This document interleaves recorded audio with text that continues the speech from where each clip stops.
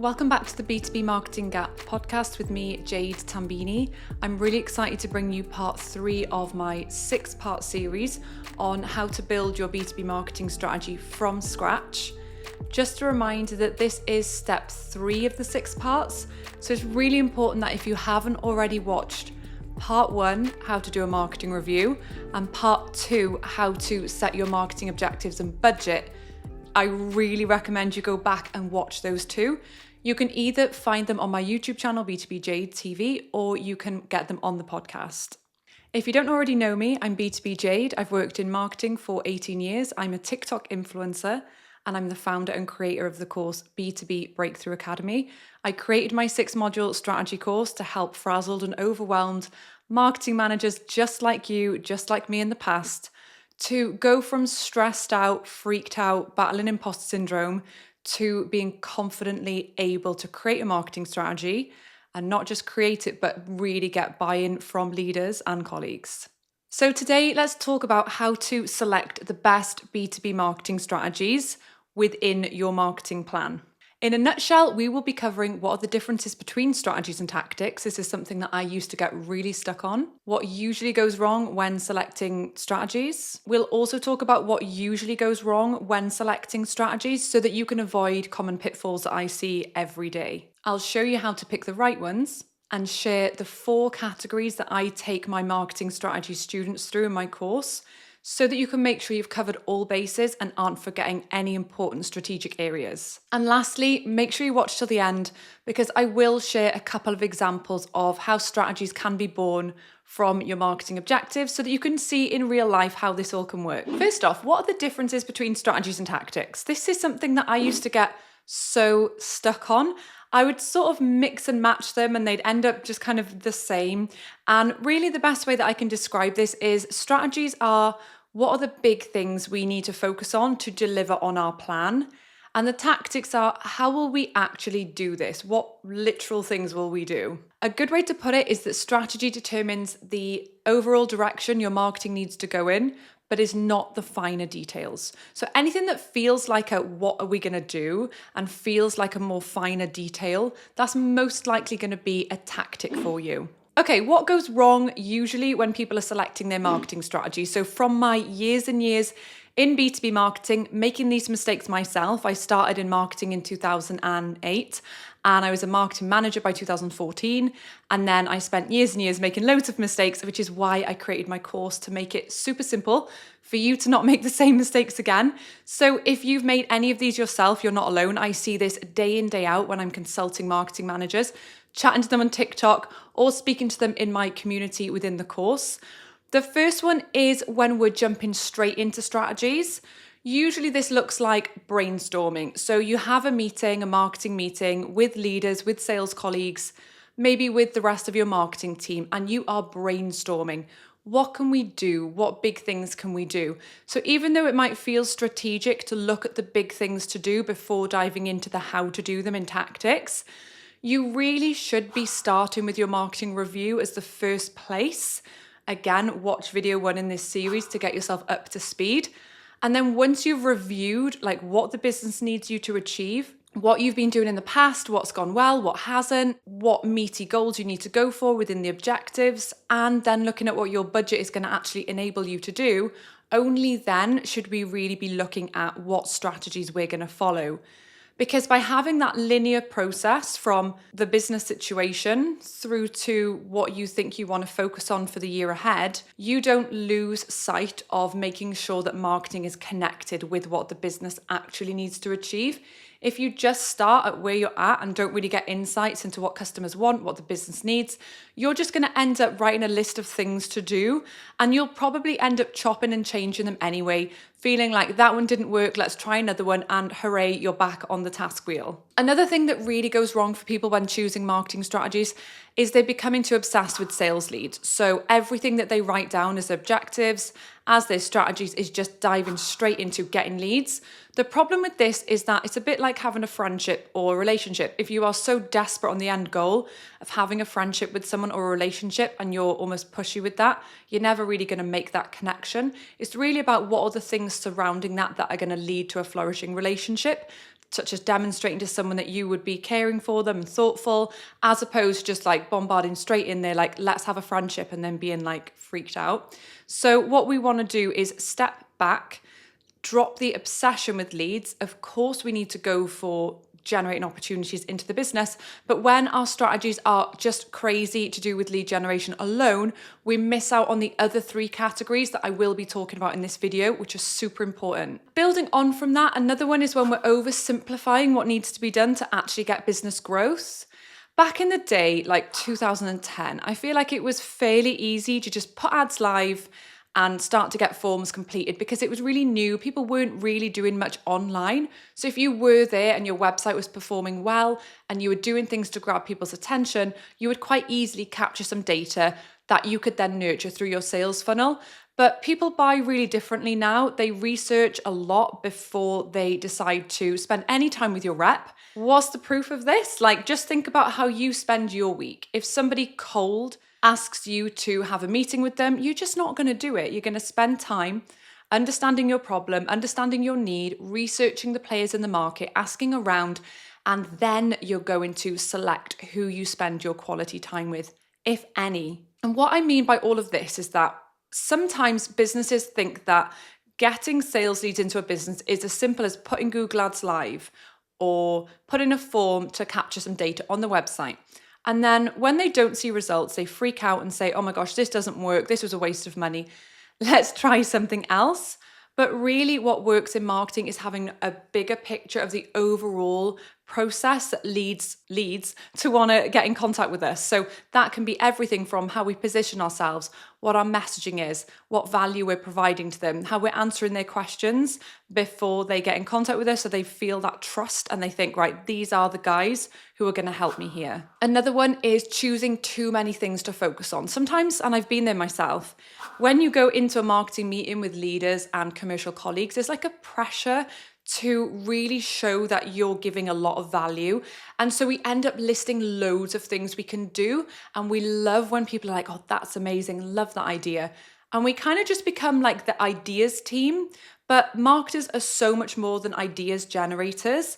We really need to educate our business that picking 2 or 3 really solid marketing strategies and giving it our all and giving it attention and time, that is going to be the best way to get results. And the last issue I see is when we're skimming over foundation strategies. Stick with me, because our foundation strategies are the building blocks and the foundations of our brand and our company in itself, that we can't really expect to get successful marketing from our efforts if these are not in place. So stick with me, because in a couple of minutes I am going to show you what those are. Immediately, we're going to look at the 4 different categories of marketing strategies that I advise my students on. So the first one is foundation strategies, and that's the building blocks like we just talked about. The second one is the brand building strategy. So how can we make sure that our brand is solid and building trust and attracting people in? And then we look at lead generation strategies. How can we actually capture people and get them into our pipeline? And lastly, we also look quite in depth within my course, the B2B Breakthrough Academy, at the customer retention strategies, something that is very often forgotten about. It is so much cheaper to keep a customer than it is to bring in a new one. And so what can we do to really get closer to our customers? And so let's look at the foundation strategies. Within the foundation strategies, so part 1 of the 4 categories, there are 5 areas that the students look at within the course. And you don't have to join B2B Breakthrough Academy. You can just follow along here, and this could be enough guidance for you. Within the course, we do have video trainings in depth on every single section and all the templates you need to complete. However, I just really wanted to make a series that would help anyone who does want to just crack on by themselves. But we're always here for you if you want to join the community. There are live sessions with me. There is a link in the show notes if you do want to explore different ways to join B2B Breakthrough Academy. So the first of the 5 in foundation strategies is your CRM and data. It's unbelievable how many contacts and prospects businesses already hold that they could be nurturing with the right systems, but they're too worried about grabbing new leads. They're just completely ignoring everything they've ever had. So start by looking at what are our CRM and data processes. Do we know the size of our database? Is it together, or are our salespeople just hogging their own data? Do we have sales funnels built within our softwares so that we can see if a sales lead comes in the door, what happens to it and where it is in the stage of its sales cycle? Do we know it, like, are our salespeople updating that? Give yourself a bit of a health check. And obviously you should have done this if you've already done the marketing review, and your answers will be in there.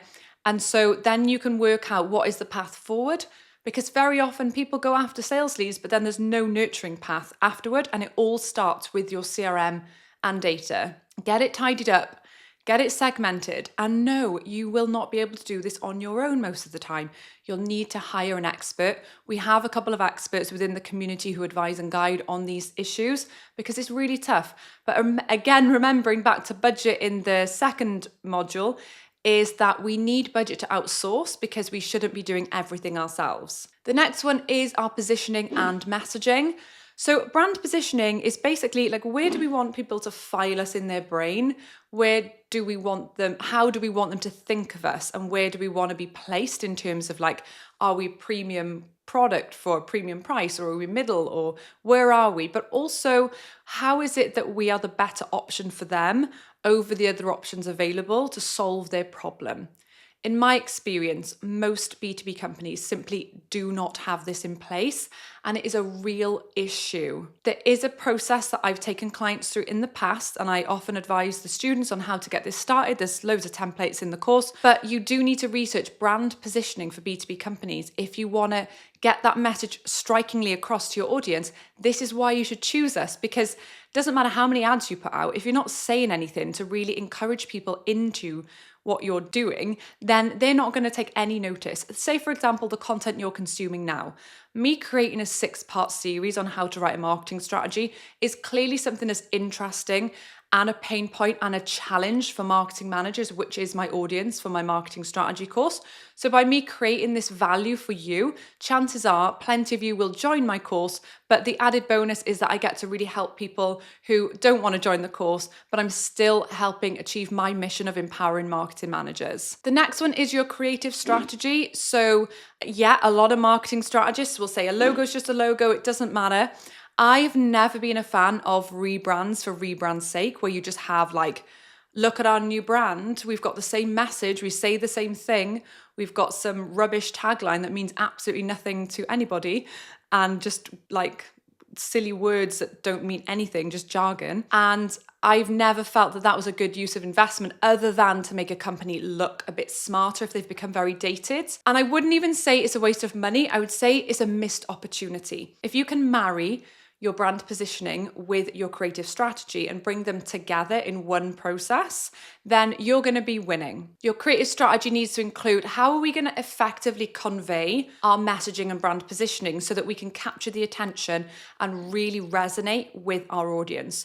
Think about my brand. My business is called B2B Breakthrough Academy. That really communicates that it's a breakthrough for my audience. And the tagline is your B2B breakthrough. And then throughout every strand of what I do, I talk about what a breakthrough is, why you need it, how it connects with the marketing task wheel, the marketing gap, which are my message pillars.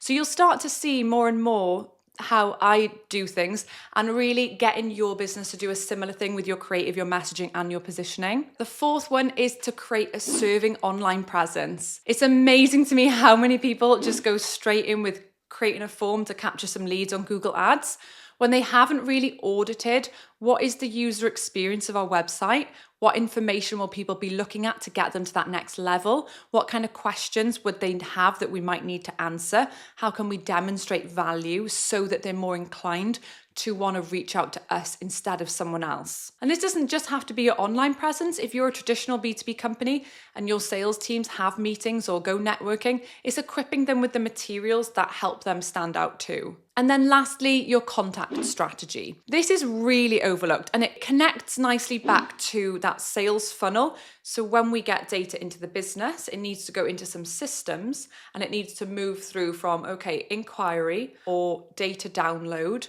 into, are they warm? Do they want to have a meeting with someone? Or are we just nurturing them with marketing materials for a bit? Okay, now they do want that meeting. Great. How are we attacking that? So once we get to that part, That is almost our contact strategy. So if you were to lay out your buyer journey and work out what things will we be doing throughout to make this happen. And I'll give you a really good example because I'm quite underdeveloped on my contact strategy for the moment. When I last launched B2B Breakthrough Academy, my contact strategy was excellent and everything was lined up. I'd spent a really, really long time on it, but for various reasons, including 3 trips to the hospital with my kids in the last couple of weeks and not to mention the 7-week school holidays where I was completely off with my kids, I've fallen behind a little bit. So this is a great example to show you how not having a very good contact strategy is an issue, and it's something that in the next few weeks, now that my life has settled down, is going to be of high priority. So I have a leader's guide, which is of my freebies that I give out to my audience. The leader's guide is probably the biggest indicator that someone would want to buy my course. I have got 500 people who have downloaded my leader's guide and registered interest in my course. Now, if I had a solid contact strategy, what I would be doing is I would have a more solid nurture path for those people. They're people who are quite likely to buy from me. I would probably say that if I was really pushing for course signups right now, I would offer every one of those people a 10-minute free consultation to say, hey, if you want to learn more about the course, click here to book in my calendar. I would be emailing them testimonials. I would be getting them over the line with discount coupons. I would be doing loads of stuff to get those people closed. And that is what I mean by contact strategy. What's our plan? How can we automate once someone has downloaded the leader's guide? What happens next? There should be 10 emails over 25 days when someone's that hot, maybe 2 phone calls if I did that type of marketing. But when you are tenacious, you will be able to close a lot more work with your contact strategy, as opposed to just hounding people straight away when they're not ready or simply letting the data slide. Okay, I won't go in as much detail on the other 3 areas because this video could be like 2 hours and there is so much content in all of these areas within my course if you are interested in joining us. But the next area is your brand building strategies. Brand building is the most misunderstood area of B2B marketing, in my opinion. Brand building is not fluffy. It is not just an afterthought. It's not just content for content's sake.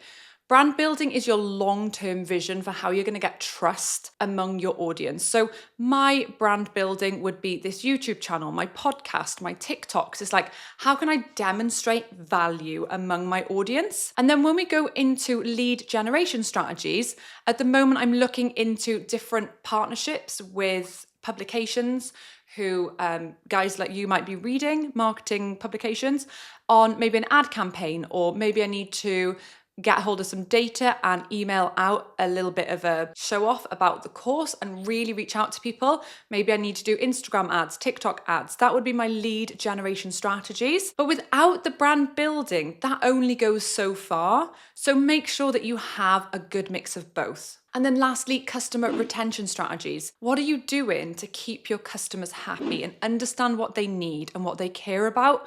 I regularly go out to my students and say, how can I serve you? What do you need from me? And ask them and gauge where they're at with my course, get their feedback, change things, adapt things, because I want them to stay with me. I want to help them. I'm on a mission to make it easier for marketers to make sense of marketing strategy, and I want them to stay with me. So have a think about what could you be doing to keep your customers much more connected with you. That usually involves feedback mechanisms. And I do actually have a marketing strategy example to share with you based off of an objective, which will be on screen.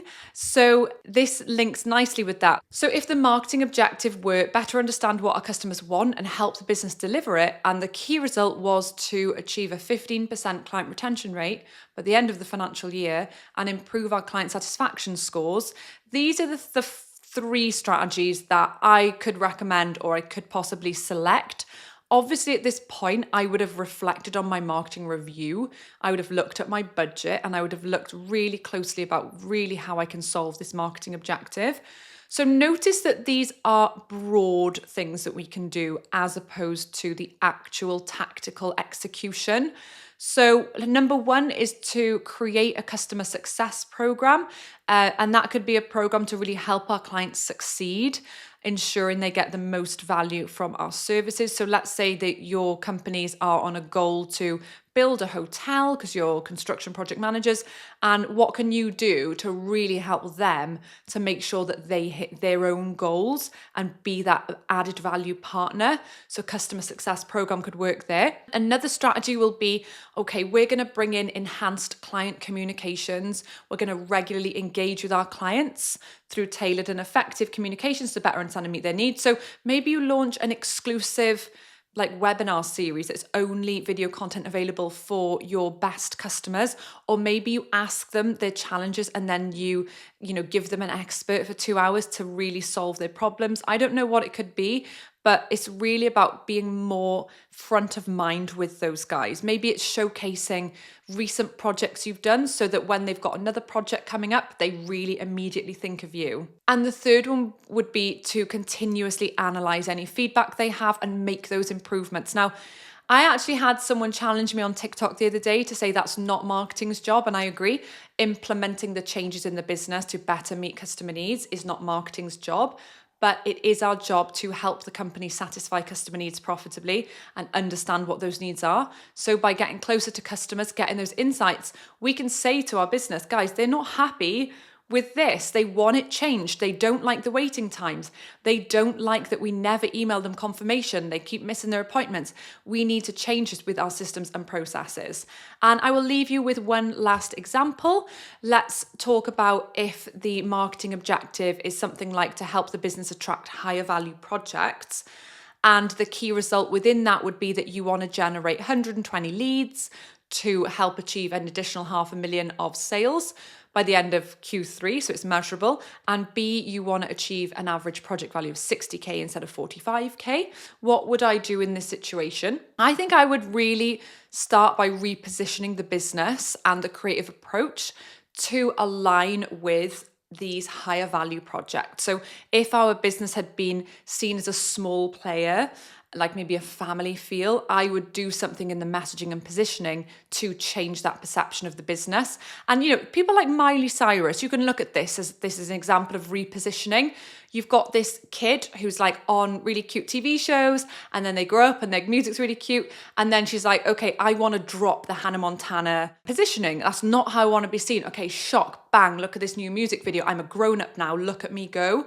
And of course, it can be more of a shock approach, but immediately people have repositioned Miley Cyrus away from Hannah Montana. And that's exactly what you can do with your business with the right strategic approach. So obviously within tactics born from that, you could find that, okay, the tactics are some PR locally, positioning the business differently, all these different things to get your message out there that you've changed. Another strategy I would employ to get these leads is to develop an inbound strategy. So I'd be like, okay, well, what do our audience care about? How can we create lead magnets? And again, these are the tactics of what you'd actually do.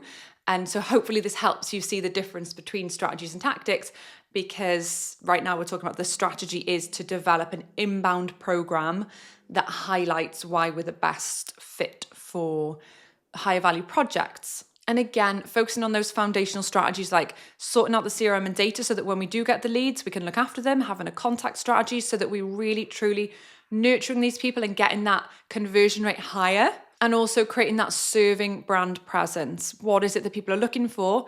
And are we giving it to them? Oh my gosh, that was so fun. I loved talking about that with you. I would love to see you in the course, B2B Breakthrough Academy, where we literally deep dive so far into that module. And that was just a little taster for you. And I really hope that it helps you with where you are now. There will be 3 more parts to this video series where I'll look at tactics, so how to select the best tactics off the back of your strategies. And then we'll look at how to measure and control your marketing plan. That's my weakness. So I'll be talking to you loads about how to deal with your weak points in marketing strategy planning, because contrary to what people might say to you, no one is good at everything. And then on the last one, we're going to zoom in on something that I felt was so important when creating your marketing strategy, and that is actually activating it, presenting it to your team, and your boss and getting buy-in, because I don't think mindset stuff is talked about enough. So we've got to get this imposter syndrome sorted out. We've got to get off the task wheel. We've got to work on our confidence. We've got to work on how we view ourselves and feeling like even if I step up and get shot down, I'm doing it anyway. And really giving you all of those tools and tricks and strategies for you to really become the best marketer that you can be, because everything you need is inside you. And I'm just here to help tease that out. You will never find jargon from me. You will never find silly, fancy models that you don't need. I truly made what I would have wanted when I was in your position. So I will see you next time. Thank you so much for tuning in. Please like, subscribe to my channel, and give me a comment if you found this useful. I literally read every single comment on TikTok and all my channels, and they mean the absolute world to me. So thank you everybody for that support. I'll see you next time.